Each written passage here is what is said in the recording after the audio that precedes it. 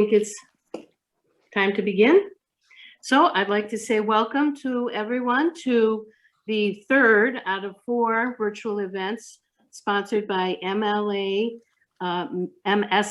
Legislative Day that would be at the State House. We're very hopeful that next year we will be there in person. And I would like to thank everyone who is attending today.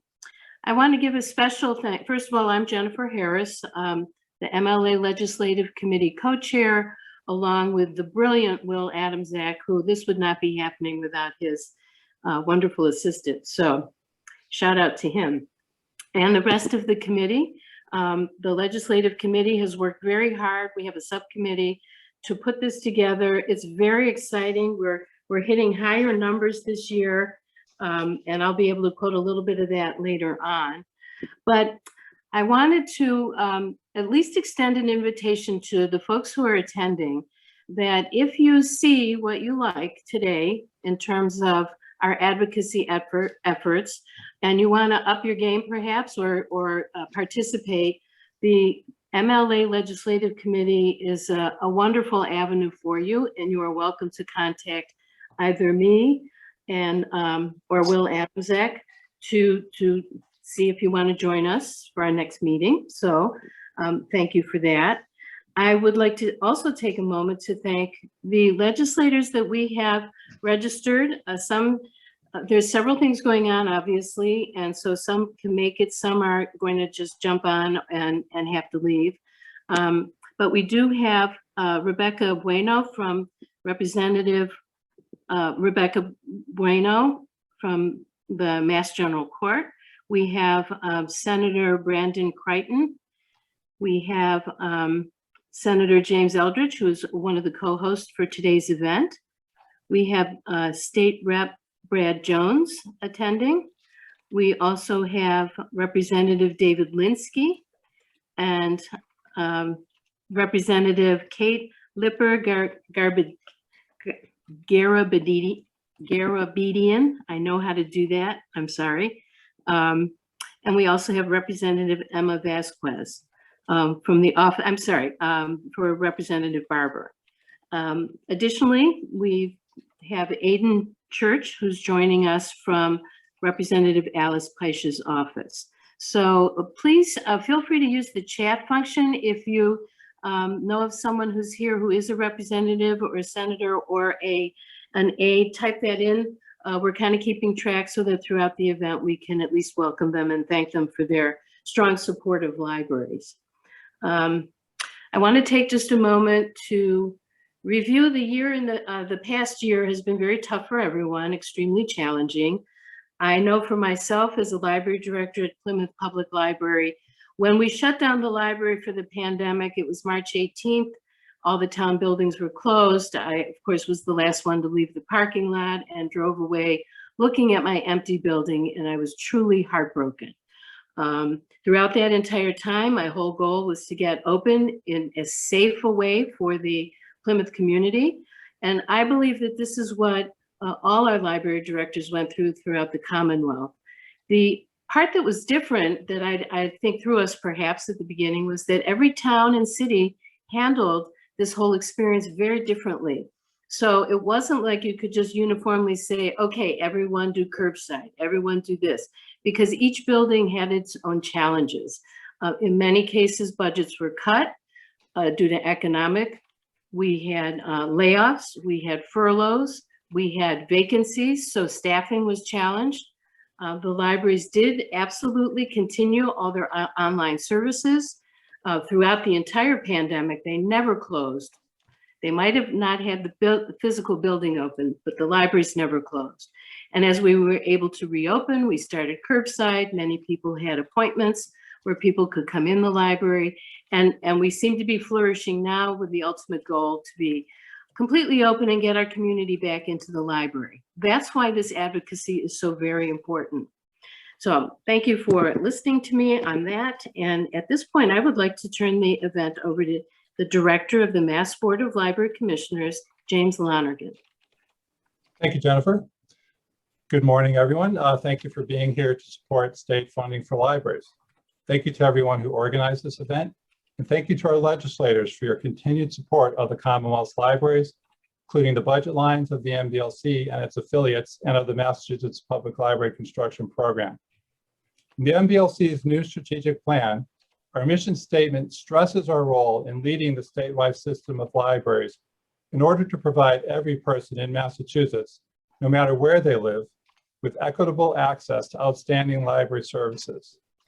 It also stresses our role in advancing innovation and fostering resilience in libraries across the Commonwealth through funding, guidance, partnerships, and the coordination of statewide services.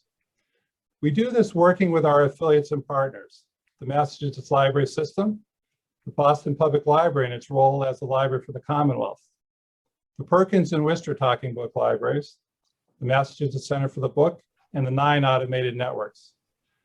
As you can hopefully see from the fiscal 22 legislative agenda being displayed, we are again focusing on one item this year, our state aid to public libraries line 7,095.01. Thank you to our legislators for increasing this line by just over $2 million for this current fiscal year to a total of $12 million. We're requesting an additional $1 million increase for this line for fiscal 22. State aid to public libraries is an annual voluntary program administered by the MDLC that distributes local aid to municipalities. Approximately 99% of the Commonwealth's libraries currently participate. It encourages municipal support and improvement of public library services, bolsters reciprocal resource sharing among libraries, compensates for differences in municipal funding capacities, and offsets costs to libraries that circulate materials to patrons from other certified municipalities. State aid to public libraries is local aid, and funds may be used in any way that supports the library. And these funds will be essential to helping communities both during the COVID-19 crisis and in the economic recovery. They'll be particularly important given the difficult budget situation that many municipalities are experiencing. During these challenging times, librarians and library staff are helping their patrons to find jobs, to gain new skills through workforce development, to apply for unemployment and other needed benefits, to start and grow small businesses, and to support new educational experiences. Many libraries have also been providing wireless access outside their buildings while they've been either closed to the public or offering limited access. And they will again be a key and sometimes the only source of free community access to the internet when their facilities are fully open to the public again. Recent examples of how libraries use their state aid include updating technology, paying network membership fees, and expanding digital collections. In fact, e-content use per network has gone up over 40% on average since the beginning of the pandemic. Libraries that are state aid certified also have access to reciprocal borrowing of over 59 million items from other libraries, to MBLC library construction grants, to Federal Library Services and Technology Act grants funded by the Institute of Museum and Library Services, and to the MBLC's Small Libraries and Networks program, which provides libraries that serve communities with populations under 10,000 with funding to support their network memberships. Our agency's legislative agenda webpage is currently featured on our homepage, which is at mblc.state.ma.us, and it includes links to our fiscal 22 legislative agenda, which is available at, and this is all one word, mblclegislativeagenda.com. It also includes fact sheets for each of our affiliates that include updates on how they've responded to the COVID-19 pandemic, the top 5 reasons you should care about the legislative agenda, the benefits of state aid, and more. We're requesting 3% increases for most of our other lines. However, a larger increase for the Massachusetts Center for the Book, 7,095.08, which had been level funded from fiscal 2016 through fiscal 2020, and just received an increase of $25,000 for this current fiscal year. On the capital side, thank you to the governor and thank you legislators for your supporting a new bond authorization of $115 million for the Massachusetts Public Library Construction Program, which was approved last August. The new bond will fund the 17 projects on our wait list. We will seek funding to support our next construction grant round, for which over 40 municipalities have expressed strong interest in applying in the future. Please tell your legislators your stories about how funding for the MBLC and its affiliates impacts your library users and communities. Thank you. Thank you, James. I would like to take a moment to reiterate how wonderful the website is now from the MBLC. It has all the information. In the past, as we would have our legislative breakfast or even at the library legislative day at the State House, we would meet, we'd give the legislative agenda, and then we would hand out packets and ask that the attendees run off and visit with their legislators, their representatives and senators. It was always fun trying to figure out where their offices were, and everyone received us beautifully. So this year we aren't actually printing out copies. So this is the go-to link that you need to prepare yourself for when you are ready after our event today to contact your legislator and do the advocacy work. So thanks to the MBLC for how wonderfully it's evolved. So at this point, I would like to introduce Greg Kronovitz from the Massachusetts School Library Association. Good morning, everyone. Can you hear me all right? Yes. Thank you. The MSLA is proud to be a long-term co-sponsor of Library Legislative Day, and we thank all of the legislators and aides and library advocates for joining us today. Many library teachers have classes and groups of students in their libraries today and couldn't join us, but I'm pleased to see that some have joined us, so thank you for joining us. The MSLA is the Massachusetts Professional Association for School Library Teachers. These professionals perform work both as librarians and as certified teachers.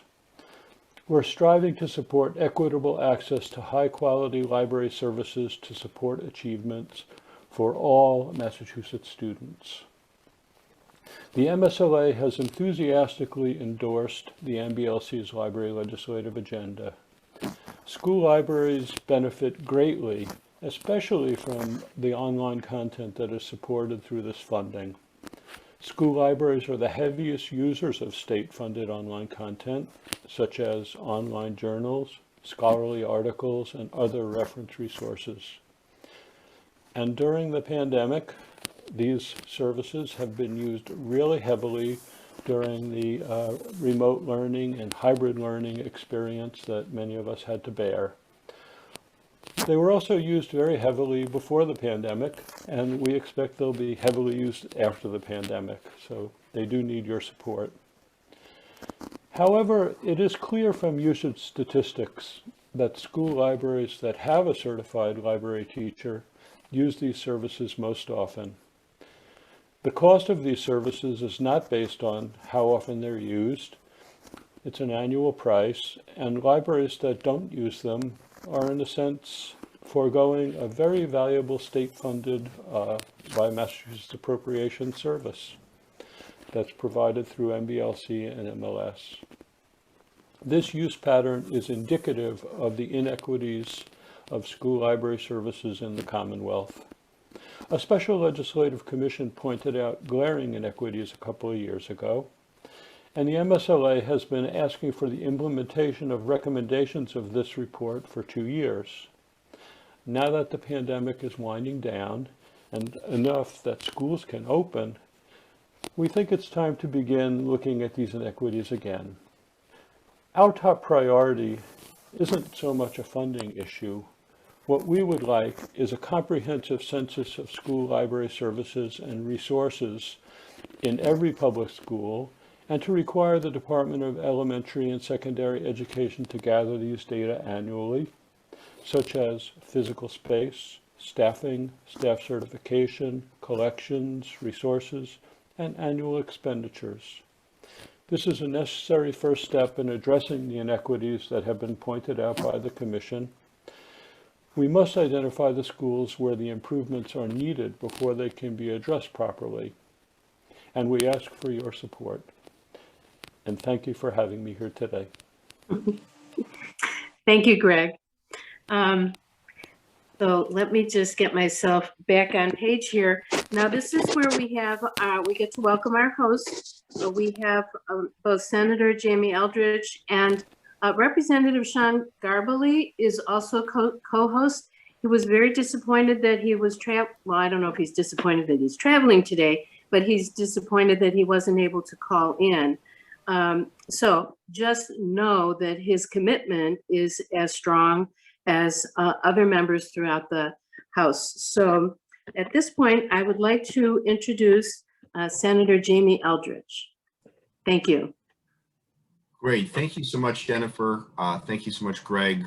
Good morning, everyone. State Senator Jamie Eldridge, and very proud to co-host today's Library Legislative Day with Representative Sean Garbely, and he does give his regrets. Unfortunately, he couldn't be here, but I know looking at my computer screen, I'm seeing many colleagues who are also very strong supporters of libraries. And so thanks so much for organizing this. And I do think it's a really important moment for this Advocacy Day to be this month, because obviously we're going into the budget season.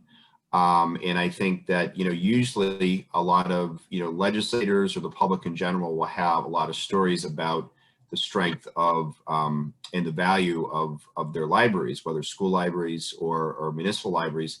But obviously, because of the pandemic, a lot of us have not been to a library for a year. I know my hometown of Acton just opened to allowing for browsing in the Acton Library, but obviously still fairly limited. And so I think what we all know, and is always very powerful on Library Day, is the stories of people's love of books, about how going to a library when someone was looking for a job, or in graduate school or school, and looking for a place to focus and perhaps make the next step in their lives. So it's really important to tell those stories right now, and to remind legislators, going into the budget season, meeting with either the House or Senate Ways and Means chairman about the need to prioritize the line items that were already highlighted by the other presenters, making sure that we build upon that increase from last year. And I know for the top priority for this year, to ask for that library aid to go up to 13 million. So I will certainly include that in my request.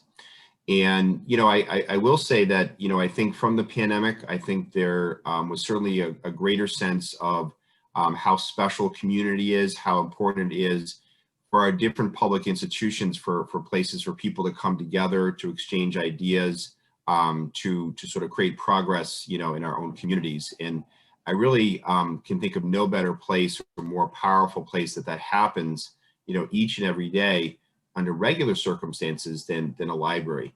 I think of going to legal and voters meetings, or various, planning board or city or town meetings, many of which are in our municipal libraries.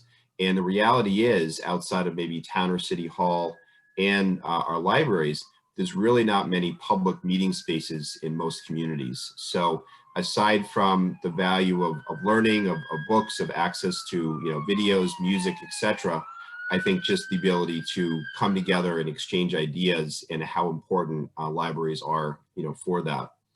I will say, in the district I represent, very proud that most of my communities now have new libraries really over the past 10 or 20 years. Greatly appreciate the work of the Mass Board of Library Commissioners. And obviously, I hope that legislators are continuing to advocate for the state funding and for bond legislation to continue that 50% match that is so critical. In the district I represent, it's the Middlesex and Worcester district, representing 14 communities. Very excited to say that moving forward on the making progress in the Westboro Library, as well as the Marlboro Library. I actually have my district office in Marlboro, and the building right now, it's an old municipal building. The Marlboro Library is being moved into literally this week. All the books and everything are going into that old municipal building to begin construction and work on the Marlboro Library. So that's great to see. That's something that literally people in Marlboro and elected officials in Marlboro have worked for, I think, about 2 decades on. So I know how important libraries are to each and every one of our communities. We'll be advocating for those budget priorities.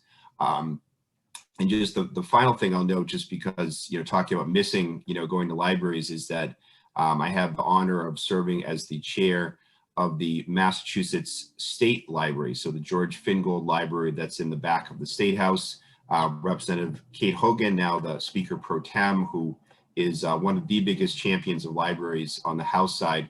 She and I serve on the Board of Trustees for the State House Library. That is such a special place, place that people, go to take a break or read a book during perhaps their advocacy at the State House. So I am missing, going there because the State House remains to be closed. So I look forward to getting back to that library as well as the libraries in my district. So thank you so much for organizing this. I'm seeing on the chat a number of either constituents or librarians that work in the libraries in my district. So thank you so much for your work and your advocacy. And please tell those stories now, because I do feel that the pandemic perhaps is led to some people thinking a little bit less as far as budget priorities about supporting their libraries. So let's tell those stories and do that advocacy today. Thanks so much for having me, and honored to co-host this with Representative Sean Garbally. Thanks. Thank you, Senator. Do you mind if I ask you just a quick question? You have been very active in hosting legislative breakfasts over the years in your area. And I'm curious, since really no one did except for Western Mass, the bandwidth just wasn't there. Everyone was just too much stress, not to mention you physically couldn't go. So I'm wondering, did you miss getting your free cup of coffee and your donut, or does this serve to help that? Absolutely. As is often said at the State House, having free food greatly increases attendance. So I definitely missed the great spread at the different library breakfasts that usually happen in the late winter, early spring. So right. Looking forward to getting back to that too. Yeah, thank you so much. I know that our committee will continue to try and get back to the new normal and legislative breakfast, or in my case, the very last legislative event before the Plymouth Library closed was our Old Colony Library Network Legislative Day in 2020, was in early February. I think it was February 8th. That was the last time we had a major gathering, and we had all the representatives and senators and town manager and police chief and sheriff. It was catered at nighttime with a little bit of alcohol. So that definitely encouraged people to come. But that's what it's all about, is us making sure that the legislators see what we do within our communities for everyone. So thank you so much for taking your time with us. I think I'm just going to move back over here. There's a couple of statistics I'd like to let everyone know. Today we had 119 registrants. So far we've had at least 87 people attend, of which there's 7 or 8 legislators. We have had a total of 361 people registered for the total of all 4 events. On Tuesday, the Western Mass, 87 people attended. And on Wednesday, 69 people attended the Central. So this morning is the North, and then shortly afterwards, we'll have another 100 from the South. So we feel that this opportunity, while so many people are tired of Zoom events, that this is a way we've reached people who in many cases find it very difficult to get into Boston. So I'm hoping we'll do some kind of combination in the future. But it makes us feel very, very well supported, and we're going to continue our work. And by doing that, I will move on to our Commissioner, Mary Ann Kluggish, who will give for the call for action. But before I turn it over, I also want to thank 2 of the commissioners who are attending today, Deb Abraham and Les Ball. Les actually enjoyed coming to our event last February. So anyhow, Mary Ann Kluggish, please take the stage. Thank you, Jennifer. And a special thank you to legislators for being here today. We really do appreciate it. I'm so glad each one of you are in the legislature. You are a strong group of library supporters. And Senator Eldridge, great knowledgeable advice. Thank you. James Lonergan went through the legislative agenda, and there's a lot more information available on the website. Now it's up to you. Don't let this session be the end of it. Attending today is just the beginning. If you haven't been in touch with your legislators yet, your advocacy should begin now.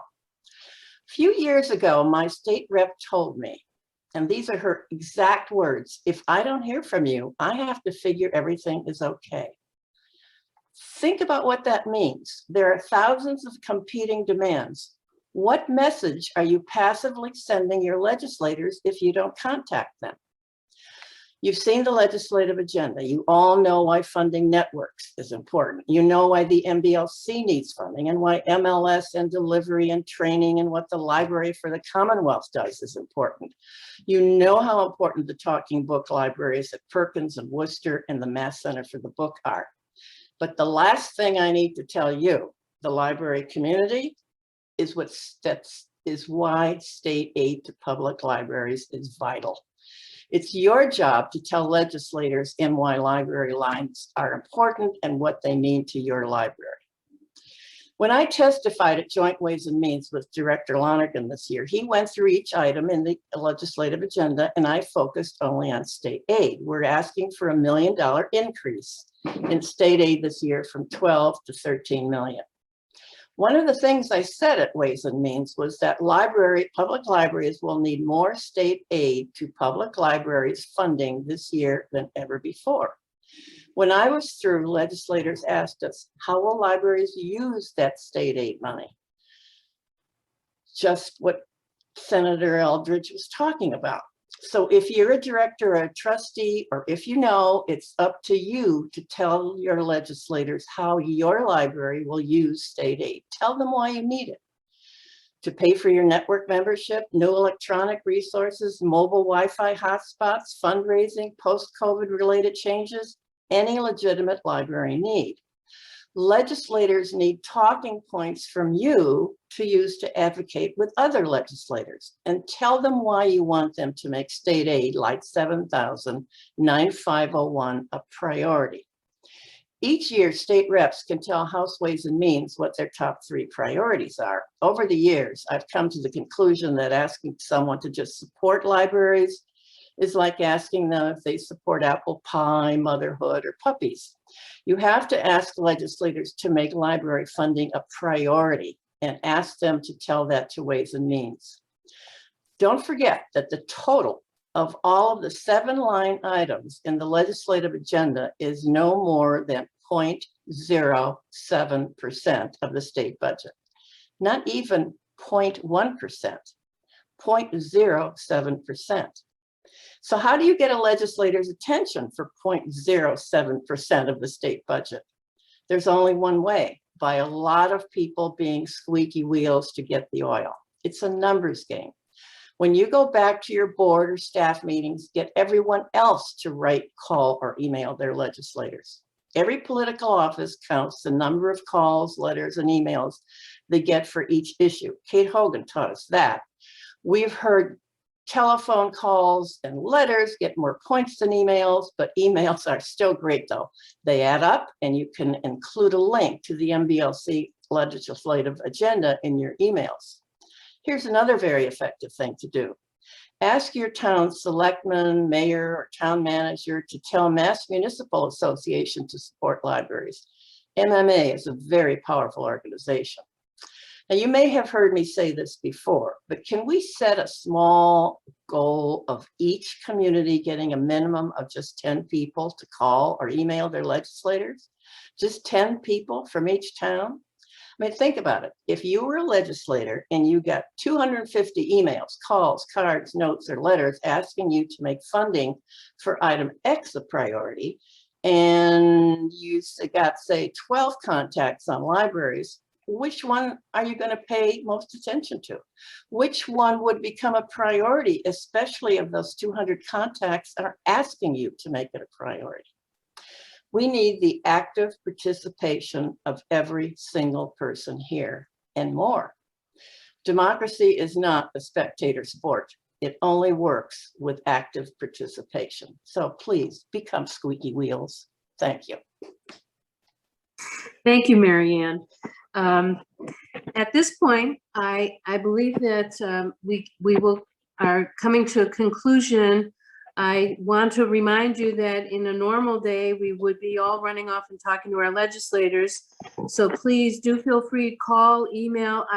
I've been contacting so many different offices and have been getting responses immediately. So the system is working, so please reach out to your representatives and senators.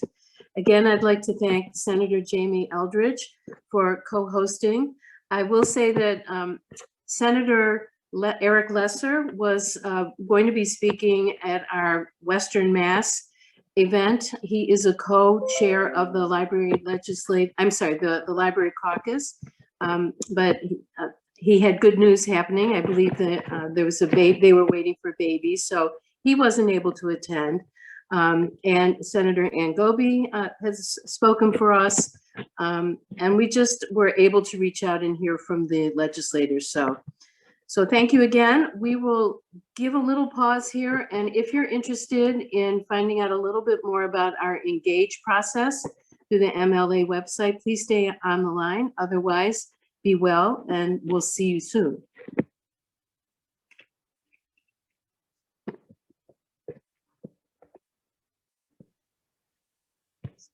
We're just going to give people a minute to disappear if they don't need a little bit of a refresher with our Engage.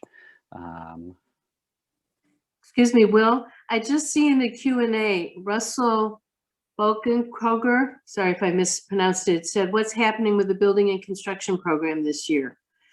I don't know if James is able to answer that, or we'll try and get back. No, I'd be happy to. So for this current fiscal year, we put the program on pause. We made a decision really partially because a lot of municipalities, of course, was a challenging time. And so we did have a discussion about this, with the libraries, for example, on the wait list and so forth, whether or not they would be prepared to go forward. So, the good news is, I believe as of July, we will be able to make some provisional awards. However, for this current fiscal year, and we did make, I think, a general announcement regarding that we just decided to put the program on pause as far as offering any new provisional awards for the year. But of course, there are other projects that are under construction, and that, other than taking a pause, which they're required to do because of the pandemic, they're continuing on with their efforts for renovating, constructing, and so forth. So I hope that helps. Thank you, James. Sure. Okay, so we're all ready to move on. Will, would you like to talk about Engage? So I just want to take a second to thank everybody for attending today. Thank our legislators and all our library advocates. Commissioner Kluggish talked about being the squeaky wheel and talked about active participation. And MLA is trying to make that a little bit easier for you to do. After today's meeting, we will be sending out a follow-up email with a link to an Engage message.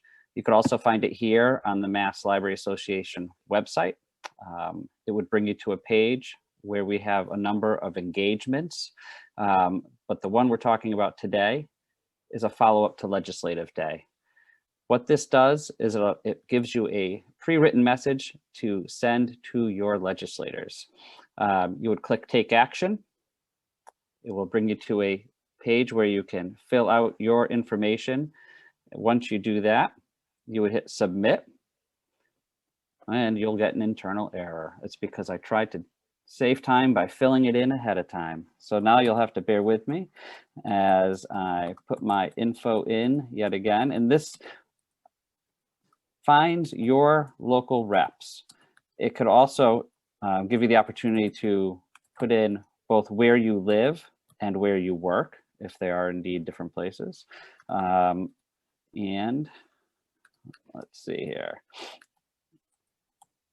And now we'll try submitting.